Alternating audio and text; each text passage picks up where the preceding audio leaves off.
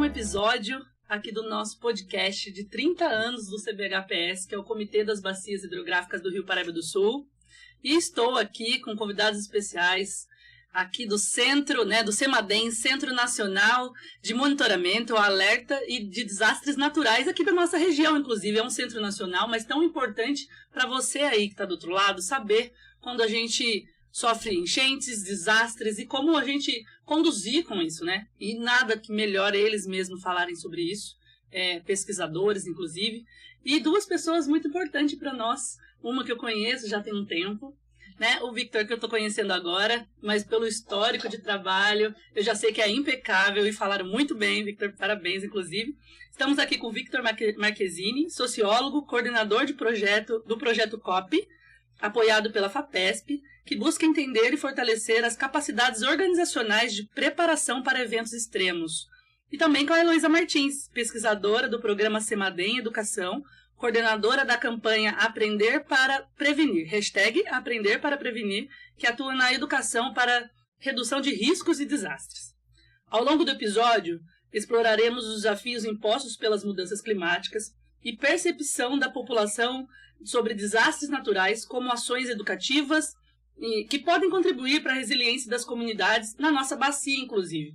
E o tema de hoje é sobre desastres naturais e mudanças climáticas, mas com uma linguagem mais simples, com uma linguagem que a gente possa entender, inclusive, a percepção da palavra desastre e como que você, população, e não só nós acadêmicos, mas também jornalistas e tantas outras pessoas que trabalham e divulgam sobre o assunto, ou estudam sobre o assunto, mas que, em especial, a população saiba o que é e como agir. Então, muito obrigada mais uma vez por vocês estarem aqui, por receberem nosso convite e prontamente quererem gravar com a gente um assunto tão importante. Eu vou começar com a Heloísa, tá, Victor? Primeiro com as mulheres. E um prazer mais uma vez, Elo. Posso te chamar de Elo, né? Então, tá bom. E Elo, eu queria saber como que o CEMADEM Educação desenvolve ações voltadas para a redução de riscos e desastres.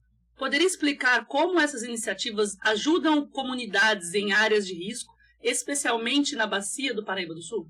Perfeito.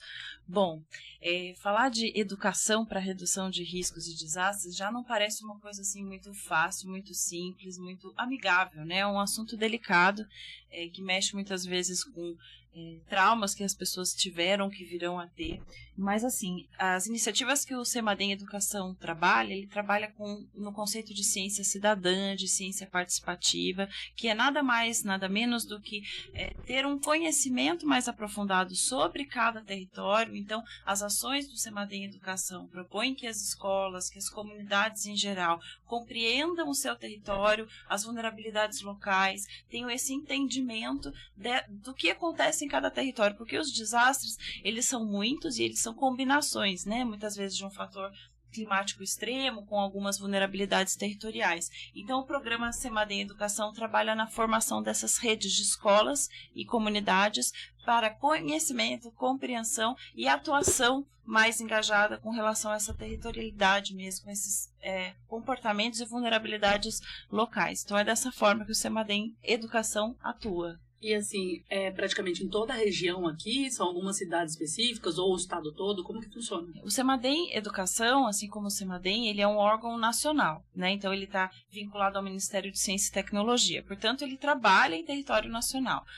No entanto, o CEMADEM ele fica aqui situado em São José dos Campos, no Parque Tecnológico, e nós temos diversas ações que envolvem as escolas de toda a região. Então, os municípios da bacia, muitos deles já têm uma série de ações sendo desenvolvidas a partir das escolas. Então, é uma ação que depende muitas vezes, tanto de uma vontade política, quanto uma vontade e uma preparação dos educadores locais, mas nós temos ações em muitas cidades. O Victor mesmo acompanha bastante vários projetos há muitos anos aqui na região, que vão trabalhando com essa temática e aprofundando ela cada vez mais. E assim, uma dúvida que eu tive, caso a escola queira essa participação, esse tipo de projeto na escola dela, como que funciona?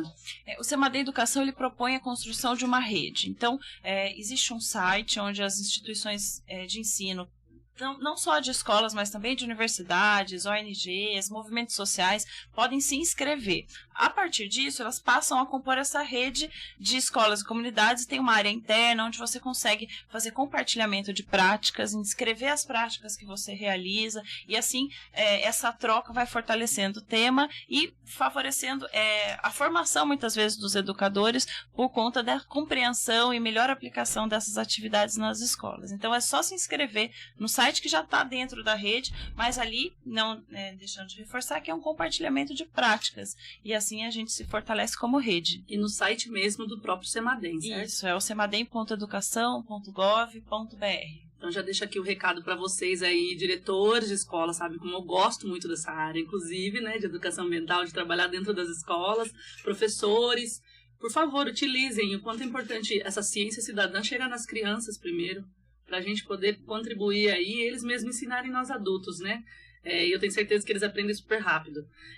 E Victor, explica um pouquinho para nós o projeto COP, que busca entender a percepção das pessoas sobre o desastre, né? O que vocês já identificaram sobre como as comunidades da bacia, por exemplo, ou enfim, se quiser falar um pouco mais abrangente também, percebe o que é desastre natural e conte como funciona. Sim. Bom, o projeto COP significa Capacidades Organizacionais de Preparação para Eventos Extremos. Ele nasce de uma convergência de 3 projetos, aproveitando já a iniciativa do programa Semadem Educação, mas também de um outro projeto entre o Semadem e o IBGE que estimou a quantidade de pessoas residindo em áreas sujeitas a inundações e deslizamentos no Brasil. Então, a gente olha para o aspecto da vulnerabilidade. E tem uma terceira componente que é muito importante, que se refere às capacidades dos órgãos municipais de proteção e defesa civil no Brasil. Então, a gente olha para esses órgãos porque é de responsabilidade dos municípios implementar a Política Nacional de Proteção e Defesa Civil. E aí a gente teve um diagnóstico do chamado Projeto Elos, que identificou que de 1993 municípios que participaram da pesquisa, 30% deles sequer tinham um computador na defesa civil. 59% das equipes eram compostas de 1 a 2 pessoas. 67% dos municípios não tinham um veículo para fazer as ações de prevenção. Então, de que modo a gente pode fortalecer as capacidades dos municípios, né, se a gente não procurar formas de aprimorar então a capacidade das defesas civis, como também de um envolvimento dos outros órgãos municipais e da própria população na sua política, né, municipal de gestão de riscos, de desastres. E aí o projeto COP, então, ele quer, de algum modo, né, estudar essa temática, procurar formas de fortalecer a nossa preparação, porque a gente sabe que tanto os eventos extremos de chuvas intensas quanto de secas intensas, eles estão se intensificando. E aí um primeiro passo que a gente começou foi justamente analisar então a percepção da população brasileira em relação aos desastres. Então a gente está com mais de 3.500 participações já respondentes nessa pesquisa que foi lançada justamente em outubro, né, o mês internacional de redução de risco de desastres, e aqui na região a gente já está com cerca de 800 respondentes, né, na nossa bacia. E aí a gente pode identificar que uma das coisas novas se refere, por exemplo, à indicação das ondas de calor como um tipo de ameaça significativa para o cotidiano das pessoas. Embora quando a gente olhe no histórico da bacia do Rio Paraíba do Sul, eventos e secas intensas não faz parte tanto do nosso histórico. Então a gente tem assim que entre 2003 e 2022, dos 184 municípios da bacia, 173 deles registraram ao menos um desastre nesse período. Então a gente tem um histórico de desastres na bacia e é importante que a gente se prepare por conta, né, do que a gente assistiu esse ano no Rio Grande do Sul, em que várias bacias hidrográficas, que praticamente o estado todo foi, né, inundado. Então, a gente tem que se preparar para esses eventos na escala da bacia também. Sim, com certeza, sim. E vou fazer aqui um gancho, antes até de fazer essa pergunta também para você, é que o nosso comitê, se eu não estiver enganada, é o primeiro do Brasil que fez com verba FEHIDRO para todos os municípios do Vale, o Plano Municipal de Redução de Risco. Então, vocês, prefeituras, que ainda não foram no nosso site do comitê e retirou todo o mapa, todo o estudo feito pela Regeia, inclusive, né, que fez todo esse mapeamento. Inclusive, a equipe de Defesa Civil, entre no site, converse com a Secretaria Executiva do Comitê. Lá temos todos os estudos de impacto para que vai ajudar vocês nas políticas públicas, né? Eu não sei nem como dizer, mas é muito importante essa procura. Você colocou aí que 30% só desse número de 1.900 e pouquinho, né? Vamos dizer assim, Exato. de prefeituras, eles sequer têm ou computador, uma equipe, né, robusta para poder conseguir fazer algum tipo de política pública. E aí você pensa, como que eles vão então pegar um plano e conseguir conduzir alguma ação? Exato. Onde, infelizmente, a própria população sofre com isso, né? Exato. E aí, Ellen, é importante destacar que nessa semana, né, nesse início da semana agora, em novembro, né, de 2024, a própria AGEVAP ajudou a divulgar esse questionário virtual para analisar a percepção da população aqui na bacia do Paraíba do Sul, que leva, né, pode ser respondido pelo celular, leva cerca de 4 minutos para ser respondido e vai ajudar, inclusive, perfeito, no combate às fake news em desastres. Não, e perfeito. A gente pode divulgar também? Claro. Colocar como um comitê. Depois eu até vou fazer essa pergunta por último, mas assim, é muito importante isso para o comitê. E o comitê tem que saber o que existe, não só os membros do comitê, mas toda a população. E o comitê, ela é tripartite, ela é um espaço que a própria população agora está chegando para entender. E agradeço aqui, vou sempre falar também, dos moradores ribeirinhas que estão participando ativamente do nosso comitê agora, com uma comunicação mais efetiva. Fico muito feliz por isso. A população em si, estudantes, né, do próprio ensino médio aqui do nosso estado, que está vindo procurar, né, saber como que funciona. E isso é muito legal, não só para manter a qualidade, mas a quantidade da água. Mas, em especial, essas mudanças que a gente está vivendo, que é erro muitas das vezes nosso, mas em especial de muitas gestões municipais que precisam ser mais efetivas com isso, né? E não esperar acontecer. Tem até um caso interessante que a Bacia do Paraíba do Sul é a primeira bacia do país a elaborar um plano de gestão de risco de desastres para a escala da bacia. Então, isso mesmo, é isso, e é isso que eu quis dizer.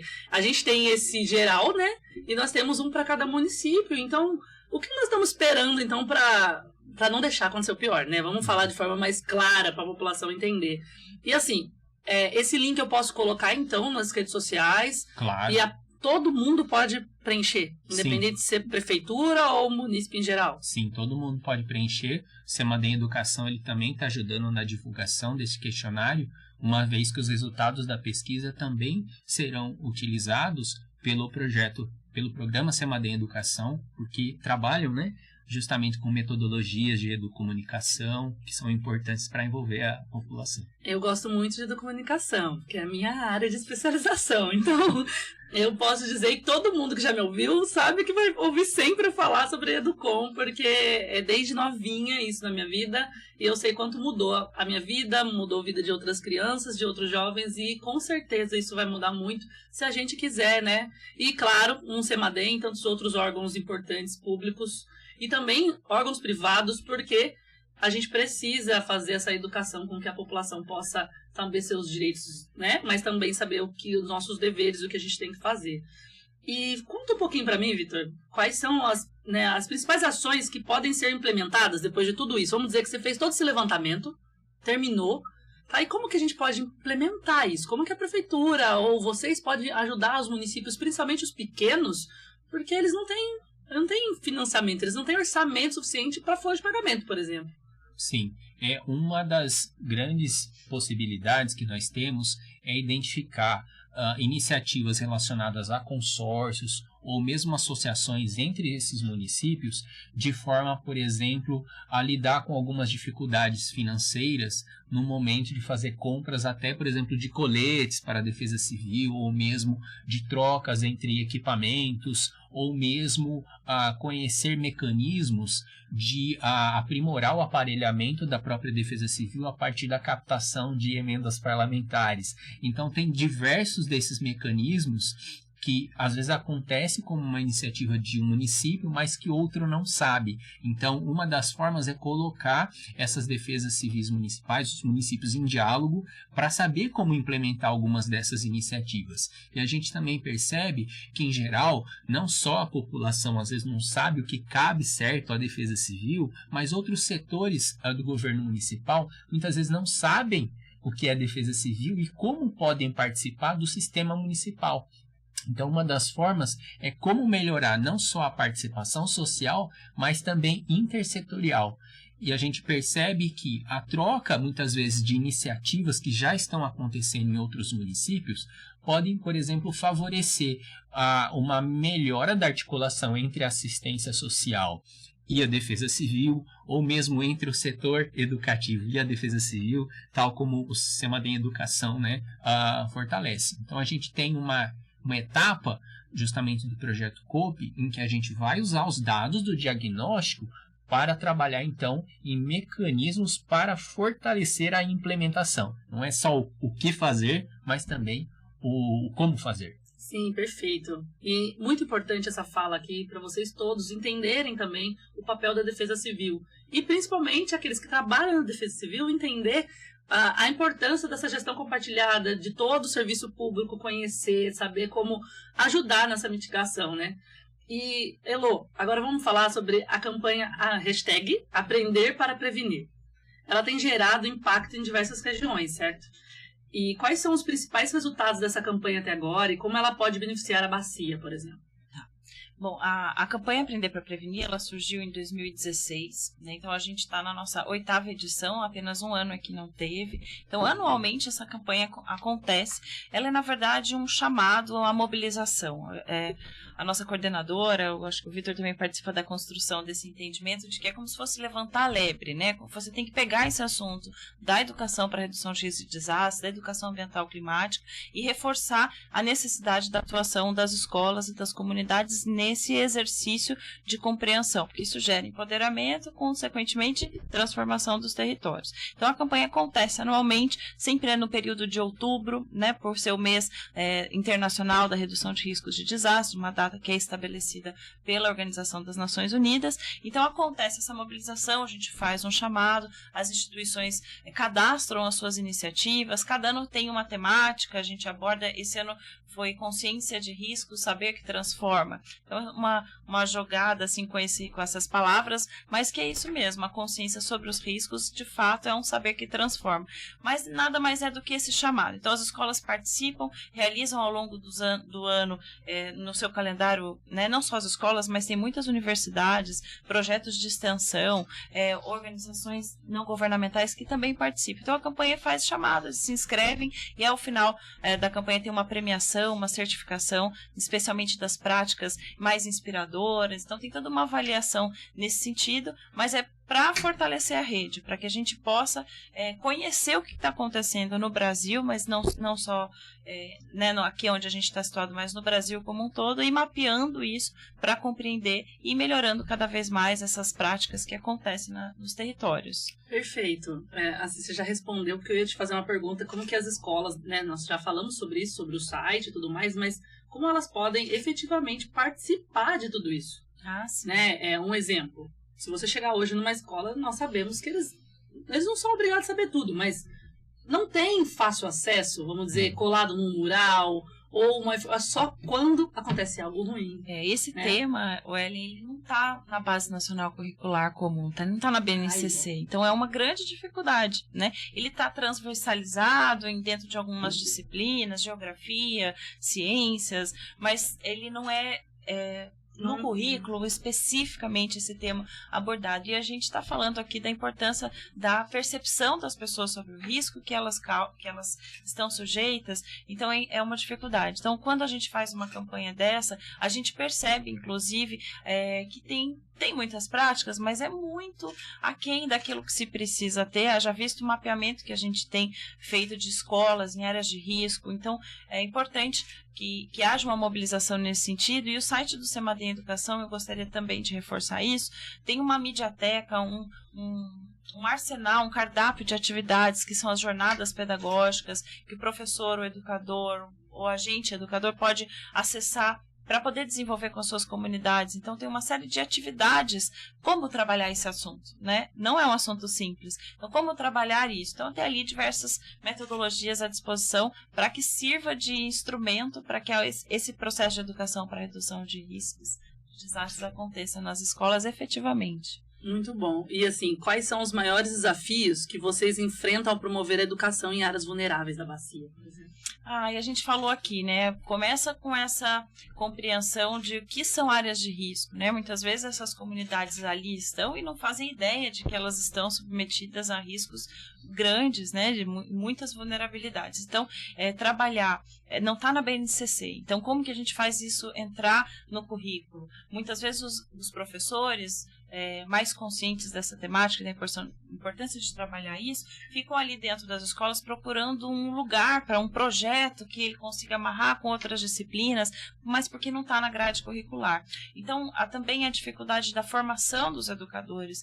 Eles aprenderam sobre isso na sua grade curricular dentro da universidade? Provavelmente não, muitos não, né? Então, e não é assim um assunto da geografia, um assunto das ciências, é interdisciplinar, e a gente precisa ter essa abordagem interdisciplinar. Então, a construção desse espaço para trabalhar essa temática de forma efetiva é também um problema, né? E recursos, né, Ellen? Como que a gente faz chegar essa formação a nível nacional, especialmente nas áreas mais remotas, populações ribeirinhas, nas regiões que mais sofrem com os impactos dos desastres em si. Então, são algumas das dificuldades que acabam sendo enfrentadas pelo programa e também por outros parceiros que acabam atuando também nessa temática, né? Sim, e a gente já pegando também um gancho aqui, Victor, com relação a essa temática das mudanças climáticas que estamos vivendo, mas falando de forma institucional mesmo, sabe?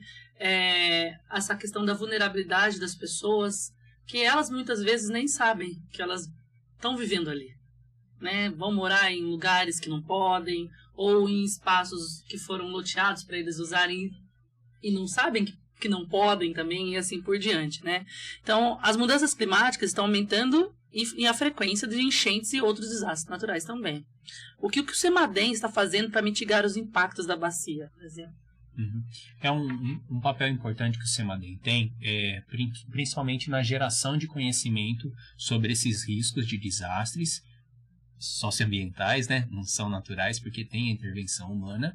Outro aspecto importante se refere à instalação de uma rede observacional para medir a quantidade de chuva, né, que está precipitando, como também articular as diferentes redes observacionais de nível de rio, de outros órgãos que também medem chuva. Então tem um trabalho importante nos aspectos que a gente chama da governança do sistema de monitoramento, né? O que é uma rede federal, o que é uma rede estadual, o que é uma rede municipal. Então, tem esse aspecto importante também na dimensão do monitoramento. E tem um outro aspecto que ele é de fundamental importância, que se refere à chamada transparência ativa. Então, de que modo nós trabalhamos para promover o acesso aos dados e informação, tanto por parte dos meios de comunicação e do cidadão comum, que muitas vezes não sabem onde estão esses dados. As novas gestões municipais que vão assumir também muitas vezes não sabem onde estão esses dados. O Comitê de Bacia tem um papel importante no contexto da Bacia do Paraíba do Sul, mas também não são todos os comitês, né, que têm esse papel importante. Então, o CEMADEM tem trabalhado, né, justamente nesse papel de articular as diferentes bases de dados de diferentes órgãos para promover alertas que são específicos para o Sistema Nacional de Proteção e Defesa Civil, e aí esse sistema vai acionar, né, os órgãos estaduais e municipais de proteção e defesa civil. Mas a gente sabe que nós estamos, né, enfrentando também muitos riscos de fake news associados a desastres, então o próprio governo federal tem incrementado os mecanismos de, por exemplo, pode ser que daqui a pouquinho a tela do seu celular congele, né, e você receba um alerta oficial do governo federal.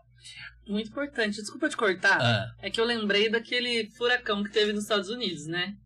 E, coincidentemente, a gente vai viver uma situação de um frio absurdo no ano que vem. em questões particulares. Mas o que eu quero dizer é o seguinte, nisso eu tive medo. Aí as minhas amigas de lá falaram, não, a gente recebe aqui pelo celular quando tem algo. Aí eu falei, tá, mas igual a da Defesa Civil aqui do Brasil? Não, eles travam o nosso celular aqui e aparece, cadê o Brasil fazendo isso? Pra gente não ficar com tanto medo, ainda mais na população mais vulnerável, porque todo mundo tem um celular hoje. Todo mundo tem um celular hoje. A gente não pode também dizer que é todo mundo especificamente, generalizando. Vamos consertar aqui. Mas tá mais democratizado. Mas o acesso está mais democratizado. E aí você chega...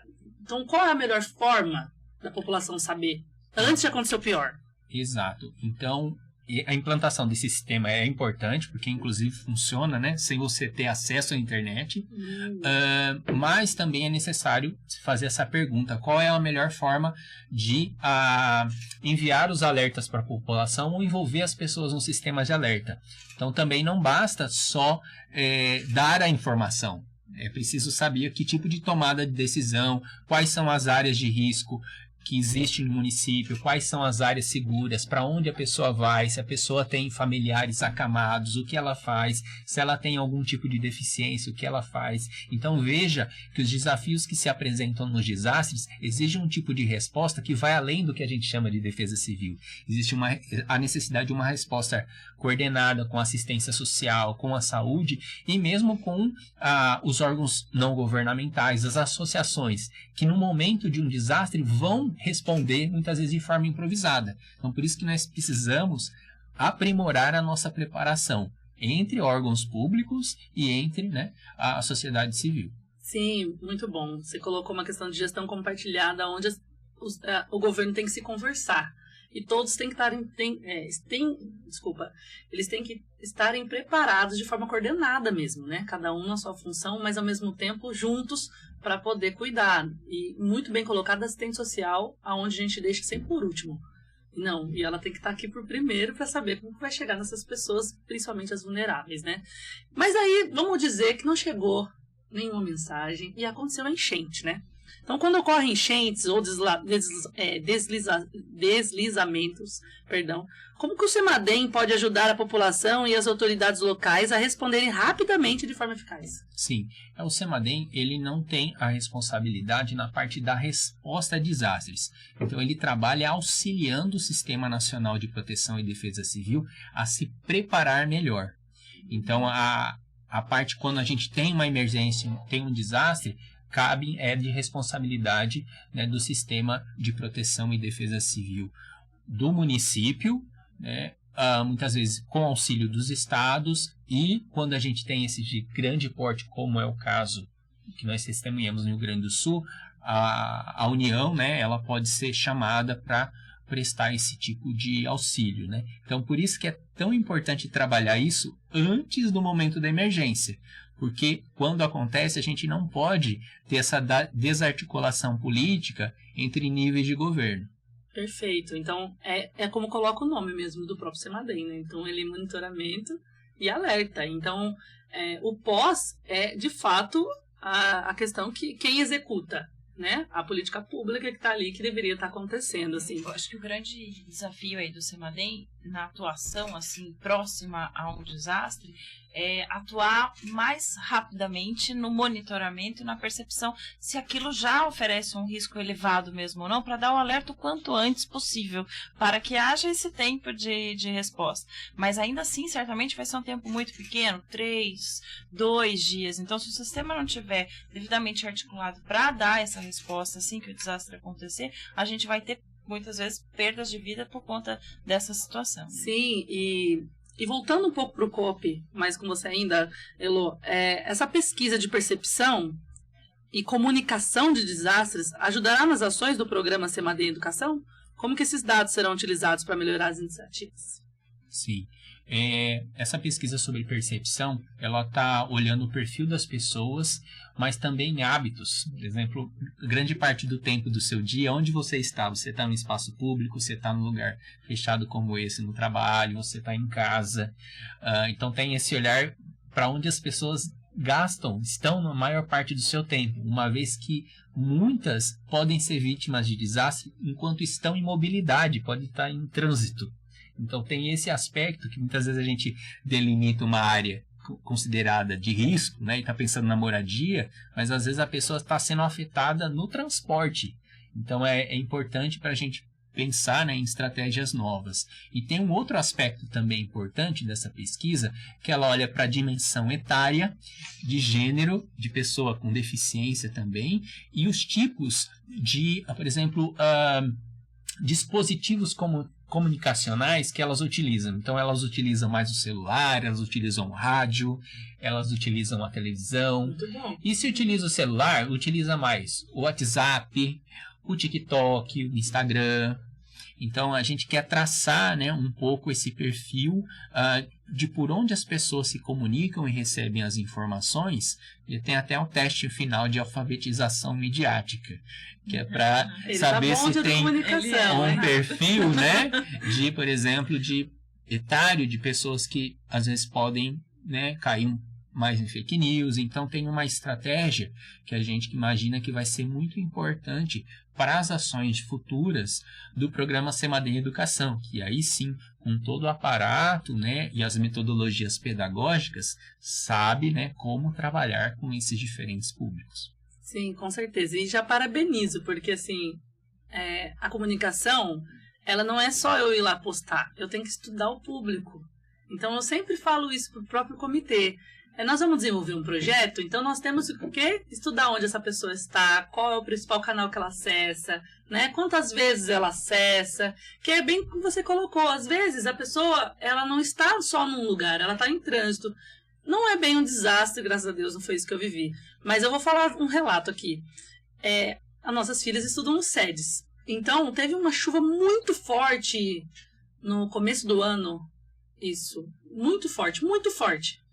E aí, Posso te devolver uma pergunta? Pode. O que seria muito forte? Quantos milímetros em uma hora? Eu não sei dizer isso, tecnicamente. Você SEMADEM Educação sabe. Mas eu sei dizer o tamanho das pedras que caíram no meu carro. Uhum. E foi por segundos que eu só fui sair. Eu olhei assim, pro céu e falei, tá preto, bem em cima da minha casa. Uhum. Mas eu tenho que buscar minha filha na escola, do que ela vir sozinha. Uhum. Foi coisa de verdade, nem 5 minutos. Estraçalhou o meu carro, quebrou, caiu tudo em cima do meu carro, comigo dentro. E nessa condição, e num espaço que alaga e sofre enchente, que é ali toda a área dos SEDES, e que tem córrego, né? Agora tá fazendo dessoreamento, todo um trabalho também. Mas assim, eu vivi ali, eu falei, gente, eu nem sabia que ia chover hoje. Por que eu não olhei? Eu sou fã daquela que olha todo dia, quem me conhece sabe, eu olho lá todo dia, deixa eu ver como que tá a temperatura hoje, como que vai estar a chuva, como que vai estar a alerta, como que vai estar isso.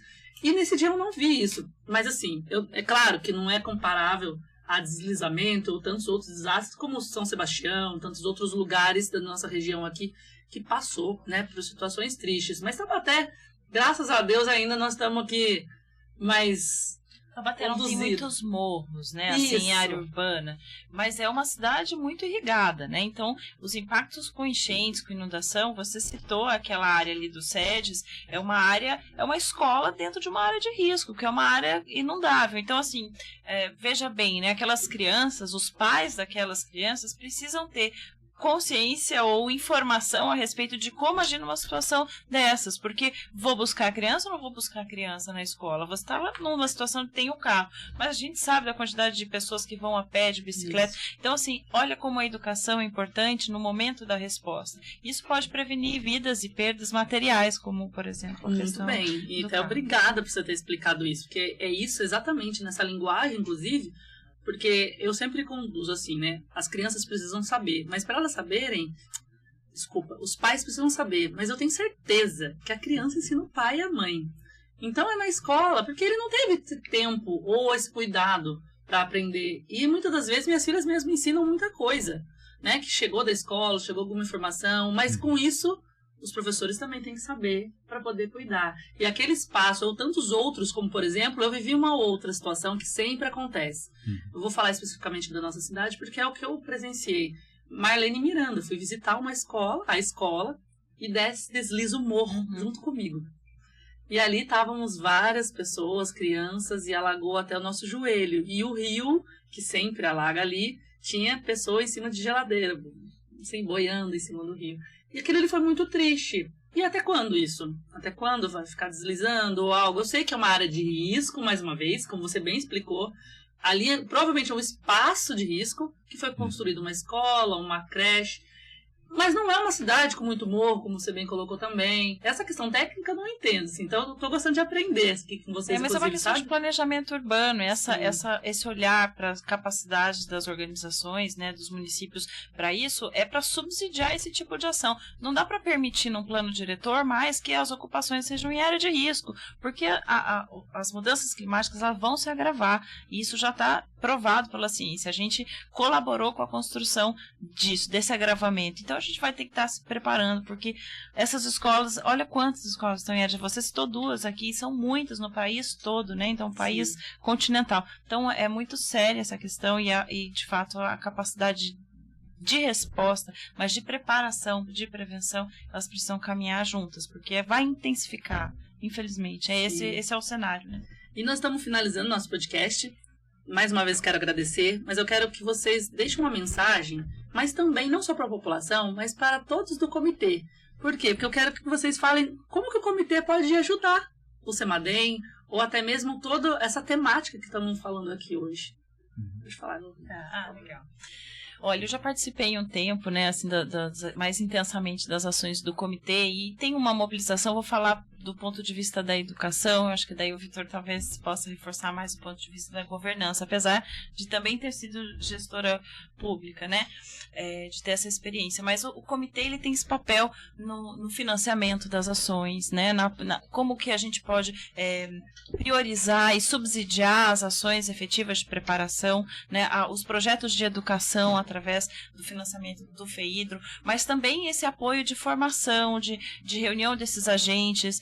Tem a Câmara Técnica, né, de Educação Ambiental, que é super articulada, faz um trabalho bacana, mas como está sendo o olhar da Câmara Técnica para esse tipo de tema, né, das mudanças climáticas na bacia? Vamos aperfeiçoar isso?